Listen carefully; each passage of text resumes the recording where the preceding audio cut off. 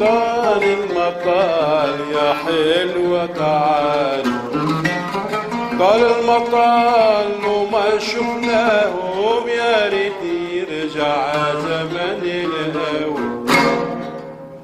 السلام عليكم ورحمة الله تعالى وبركاته. أنا النووي سعد، فنان تشكيلي وموسيقي. لا راكم موجودين في ورشتي الخاصة في سوق الصناعة التقليدية ببوسعادة. أهلا وسهلا ومرحبا بكم.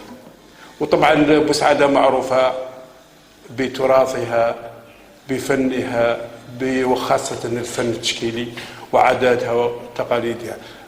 أهلا وسهلا بكم جميعا. والآن نروحوا لمقطع آخر.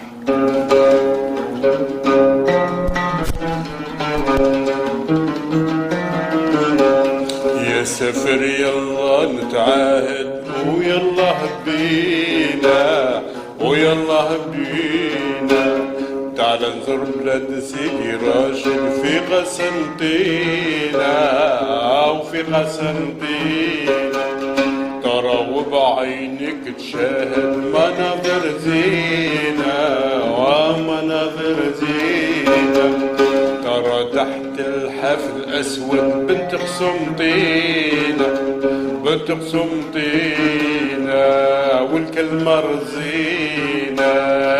يا ناس آمنوا حبي المورم، لو تسألوني نفرح ونبشر ونقول بلاد الجزائر، بلاد الجزائر. أنا بدايتي في التعليم، بدأت التعليم في 73،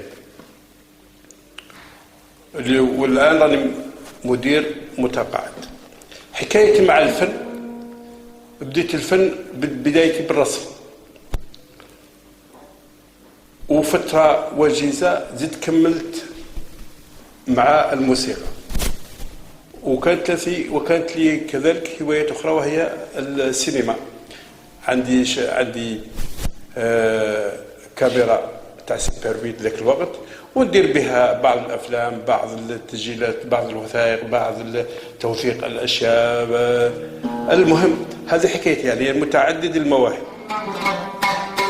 ولحن حكايات في بالو منا نغمات موالو، ولما نسمع تحلالو بين الغابات بلاد، ولما نسمع تحلالو بين الغابات بلاد.